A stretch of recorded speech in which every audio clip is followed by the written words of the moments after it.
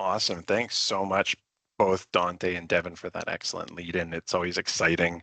I think even as we were going through that, I did actually fill out that survey at the beginning, and I was definitely, as much as I've been working with it, I was definitely one of the some excited to learn a bit more. And I actually did take one note there that I'm definitely going to run with as I move forward with this and continue the conversations. And we've been having excellent conversations with people. There's so much interest, so much excitement, especially following the boot camps that we had. But then we sometimes have those second conversations, third conversations with people, and we find out, yeah, you know what, I've got the license, I've been running with it, but I haven't really had the time to kick in and really think about how this can help me, how it can work with me. I haven't had time to bring other people, other champions within the organization into the fold.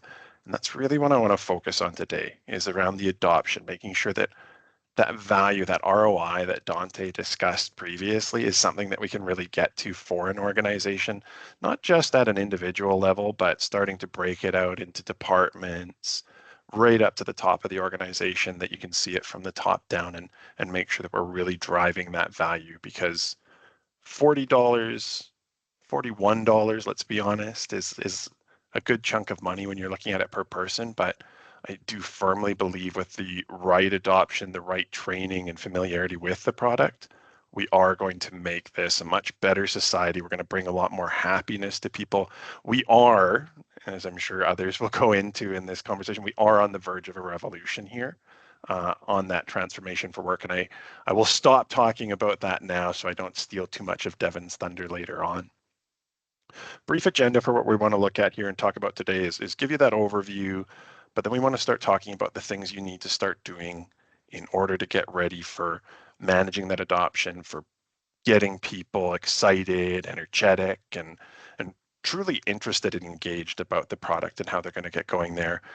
Building a team, upskilling that team, bringing them up to a level of knowledge where they can really drive that forward, build that value, and then a bit about the next steps that we make sure we can do this, which will segue very nicely into our friends from AvePoint as they start talking to us about the governance, the security, those elements there. So do want to reiterate that what we're talking about today is the Microsoft 365 Copilot. When I'm talking about this, I'm talking a lot about the things that are needed in order to get ready for that.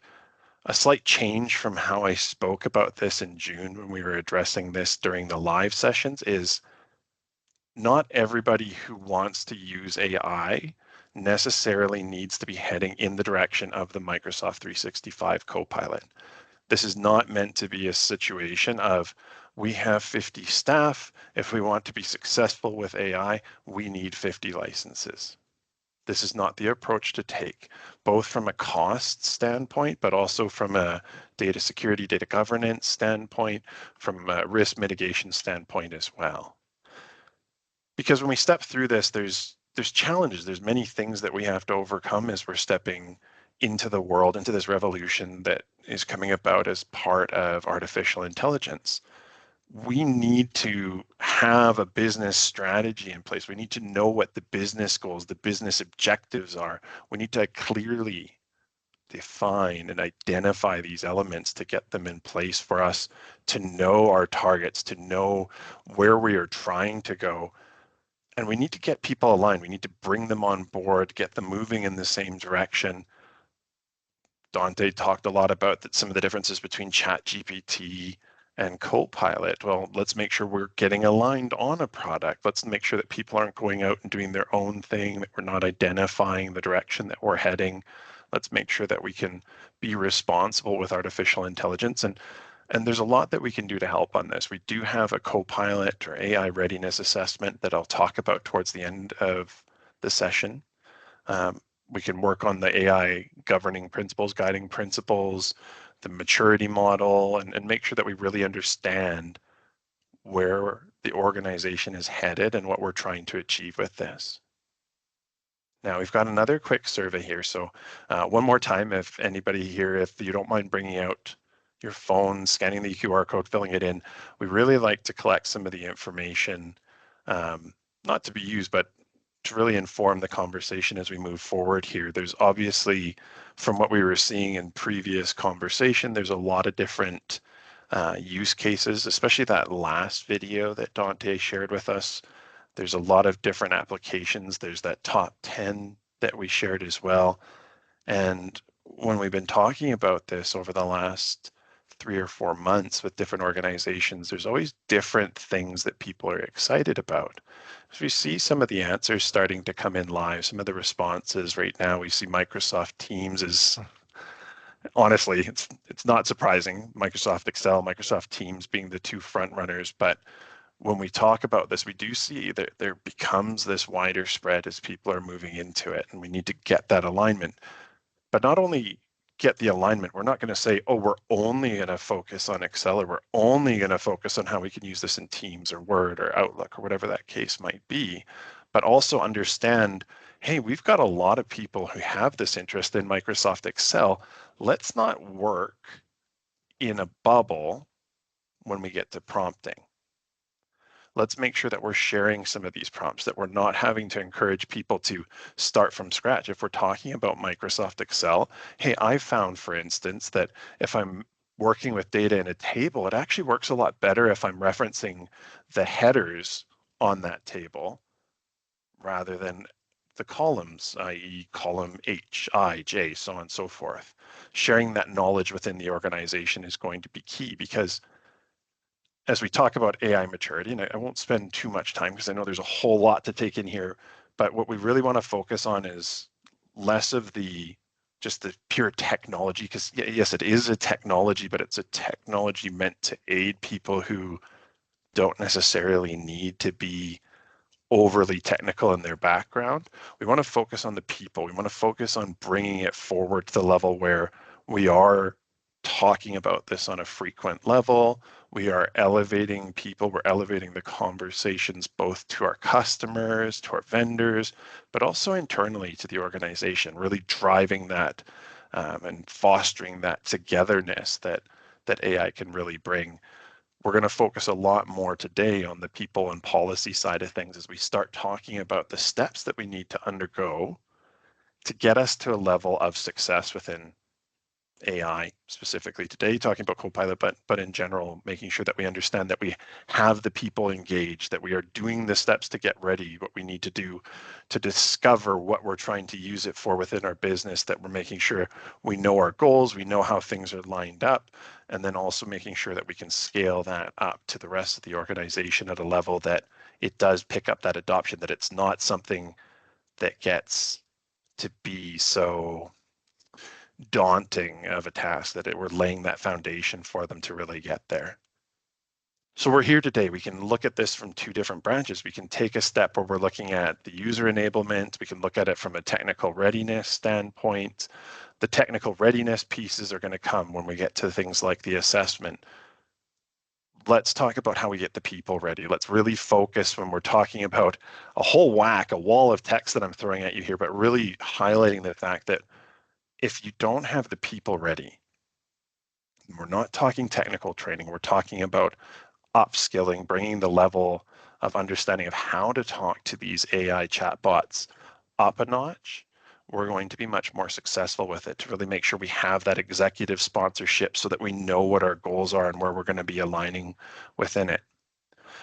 And to really get started, we need to have a champion, or maybe a small group, or one or two people, three people that can really be that champion within the organization to really drive that excitement, to build up the knowledge, to bring in the interest, to really be that, rah, rah, sis, boom, bah for AI within the organization. So let's put together that team. Let's look at who should be involved. Let's make sure that we have the champions identified, and we'll go a bit more into who that should be right away here. Let's bring in executive sponsors, people who have that familiarity with the business direction, with the goals and the outcomes that we're looking to drive within the technology stack, because technology for technology's sake is not going to benefit anyone. Let's make sure that we're understanding the business goals.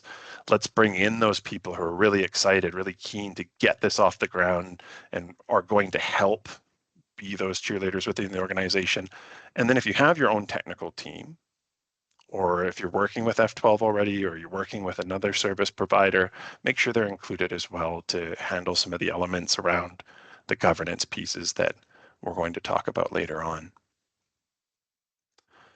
So who are the champions? Well, the good news is we've got, as of right now, 59 people watching, and you are the champions. We are the champions. We are the people who have the interest to learn more, to build up that understanding about AI and how it can drive that understanding, the benefits and the adoption within the organization, to create the enthusiasm to really help be that source of knowledge, to gather the information, to make sure that we provide feedback to the various teams who are helping to develop this, gathering departmental information, and so on. But we don't go anywhere without the executive sponsorship. And this is where we bring up the ABCs. This is not the ABCs of always be closing. This is the ABCs of being active and visible, building that coalition with the executive peers that can go gather that insight from the executive level and communicate with the employees. Because, and this is important, and maybe something I should have touched on when we were doing the executive summary at the beginning here, but if you don't control the message, and maybe control is too aggressive of a word, but really it becomes the truth. Even if you're not an organization who wants to dive headlong into AI, not putting out a message on where your approach is going to be still sends a message. And that message might be that people are going to start doing their own thing. Oh, the company's not working on this, so I'm going to go my own route. I'm going to start using ChatGPT for free because I don't want to spend my money on it. I'm going to start uploading company files to it without that commercial data protection. There's things that we want to make sure that we're still getting out there and that people understand how this is going to go. And they can make sure that there's that level of communication throughout the organization to really support the champions in the conversation today, to make sure that people are getting that messaging, understanding how this fits into the overall strategy of the business. So if we want to get ready, if we want to start moving in that direction, we need to make sure not only are we doing an assessment on the data and the governance pieces, but also bringing in and understanding some of the prompts, some of the training that is maybe lacking, some of the things that we want to focus on, hence the survey we did earlier on. We do that as part of the assessment now to make sure that people understand where that excitement and that groundswell is within the organization, but to really define that vision, to make sure that people are very clear about the direction we're heading, to make sure that we have the support of the various teams within the organization to continue driving that. Let's make the champions' jobs easier by making sure that the users are informed, that your staff and colleagues are aware of the direction you're heading, and have that awareness in that direction. And F12's actually changed some of our policies on this and how we approach the AI within our organization. Somehow I dodged it by being an early adopter myself, but we are in the direction now where there is training that needs to be completed before that license gets assigned. And the great news is there's a lot of very, very good material already out there. Microsoft Learn is a fantastic product where you can curate some of the courses. The Viva Learning elements is great, both for the training elements, but also for the adoption, managing the adoptions, seeing what the uptake's like.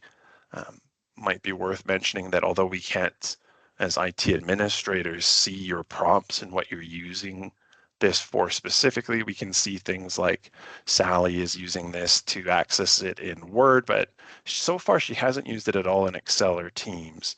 Or maybe that, Johnny is working with a license, but man, he hasn't been into it at all yet. So we can track that, we can see where we're going with that direction, and we can say, oh, you know what, Jessica has been just all about this. She has been using it in Excel, she's been using it in Word, Teams, Outlook. Oh my goodness, she's even gone into some of like the Power Apps and been designing her flows. This is somebody we need to have on the team. The technical documentation is really good. Ignore the technical part. There's a lot of really good information about how it works and how it all comes together. And then one of my favorite and most exciting pieces is to build this Microsoft 365 learning pathway site within SharePoint to set this up so that you can really select and enable people to, okay, you know what? We've decided that our focus is going to be a lot on Excel for this particular function. Let's make sure that we've got training that's specifically selected for those individuals who are going to be using that. We can see when it's been completed. We can see that they're ready to get on with their AI journey. And that's a lot of the direction that F12 is heading between both the Microsoft Learn and the 365 learning pathways, to make sure that people are being engaged with this and they're doing their own due diligence and not just picking up that $40 or $41 license so that they can write that one email a month that they maybe are a little bit stuck on. Let's make sure we're getting that value going, because when we talk about the discovery, when we're bringing these groups together and we're really getting it to this level, the base of the pyramid, that individual value, is the easiest to achieve.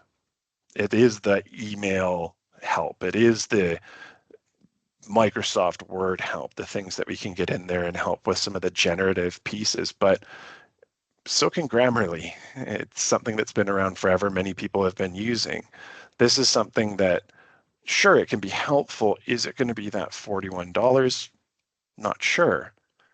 But if we can take it up and we can start working with it across the departments, if we can get up to that next level where we're now being able to share information and analyze information at a higher level, if we have it at the top of the organization so that we're pulling in some of these metrics, KPIs, analysis of productivity, of how successful we are in some of our margins and some of the work that we're doing in marketing, whatever that case might be, this is where we're really going to get that value. This is where we're going to really be able to save time and make people's lives easier. Let's stop the monotonous data entry tasks. Let's hand these off to AI. Let's really free up people to focus on what they want to be doing. Somebody asked me back in November during one of the earliest talks about AI whether I thought that AI was going to be the death of creativity. And my answer was no, and I stand by that. I think that if anything, this is going to drive that creativity to new levels, because we're going to be taking away the monotony, the drudge of data entry, and letting people really put their own voice, their own stamp on things, bring that excitement, and take that work up a notch from where we are today because of deadlines and overwork and 10-hour days and so on and so forth. So when we talk about the next steps, build that team, get the leadership group together, make sure that you've got the executive sponsorship, identify champions, get a bit of a pilot team going, get that tech engagement going so that you can understand how your data is aligned, what's accessible, what's not accessible to people who shouldn't have that level. Make sure that the license procurement is determined, and then drive that human change. Make sure that people understand where they can get help with this, that this isn't something that should be developed in a bubble, that they should be talking about it to their neighbor down the hall or whatever the case might be in the organization. Get your policies together so that everybody knows that approach. Get the communication out to the organization from that executive sponsor. And then something that we kind of glossed over a few times throughout this presentation thus far is conduct your AI readiness assessment. Let's understand truly where we're at in our life cycle. So if we talk about the steps that we're at, if we're talking about the get ready piece, let's bring in that assessment where we can look at data sanitization, know what data you have out there, not just in terms of permissions, privacy, etc. Jack's going to go through a whole bunch more there. I'm not going to spend too much time on it, but making sure we understand the security, the governance pieces behind it. Let's build our use case foundation, determining our success factors to drive the business to new heights, and then have the governance and acceptable use and policies written out to it. And if we do this assessment, we get to a point where we're like, okay, are we ready to deploy Copilot, specifically the Microsoft 365 Copilot? The answer might be no. It might be something along the lines of, we've got too much data exposed, and it's maybe even happened to me where my salary got exposed because of a demo I was doing. Maybe, who's to say? But we did hit a point where if that data is out there and it's visible, and we want to make sure, like, this is something very cultural. I know an organization I spoke to last month talked a lot about how important culture is to them. And then when salary information or staffing changes or anything like that got leaked out to them, it shocked the culture and it really disrupted the culture to a point where it took years to recover. And that's really what we're trying to avoid here, in addition to legal and other elements of data being leaked out to other individuals. So if that answer is no, we can mitigate it. There's steps that we can take to get you into the deployment, to then start building on that initial pilot group that we're building on, adding different people and taking it up to scale. Now, I'm going to leave this session, and before I hand it over to Jack, I want to show a video that brings a lot of this together, brings some of the pieces that Dante talked about around the business-specific function-related copilots that are in existence today. This is an example of a company who engaged with Microsoft 365 Copilot to take their business to the next level. I want to thank everybody for attending, and let's hear about Lumen. Lumen is a company that's going through a tremendous transformation, an evolution to move from telecommunications to technology. We're at an intersection.